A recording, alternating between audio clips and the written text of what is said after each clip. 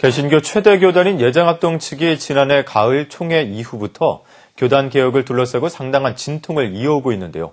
이달 초 열린 목사장로 기도회를 계기로 교단 화합 분위기가 무르익는가 싶었는데 교단 지도부가 비대위에 참여했던 총대들을 상대로 거액의 손해배상을 청구하면서 분위기가 다시 악화되고 있습니다. 보도에 고석표 기자입니다.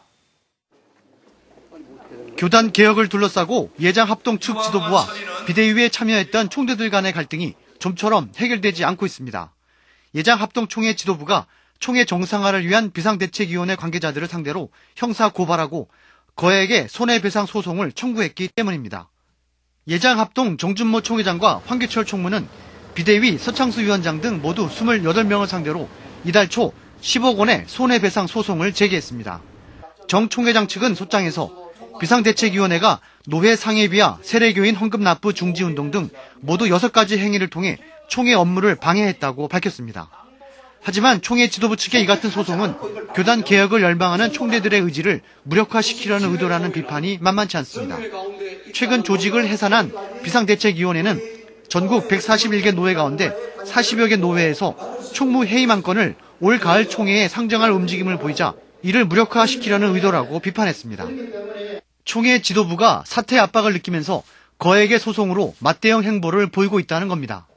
하지만 결국 무리수를 뒀다는 지적이 일고 있습니다. 이러한 것으로 인하여서 전국 교회와 또 총대들을 자극하는 일을 더 이상 계속되어지지 않았으면 좋겠다는 생각이 들고요. 총회 정상화 비상대책위원회는 교단 내 최대 행사인 목사장로 기도회를 계기로 대책위 활동을 중단하고 교단 화합을 선언했습니다.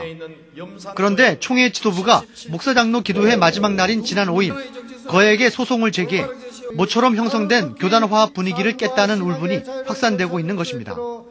비대위 관계자들은 배신감마저 느끼고 있습니다.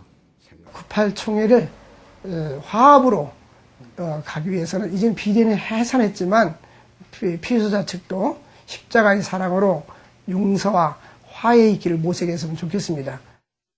총회 지도부의 이 같은 행태에 대해 교단 일부에서는 좌시할 수 없다면서 강하게 대처해야 한다는 주문도 이어지고 있는 상황입니다. 거액의 손해배상 소송으로 교단 개혁을 바라는 의지가 다시 거세게 일면서 총무 해임안을 둘러싼 요구가 더욱 거세질 것으로 보입니다. CBS 뉴스 고석표입니다.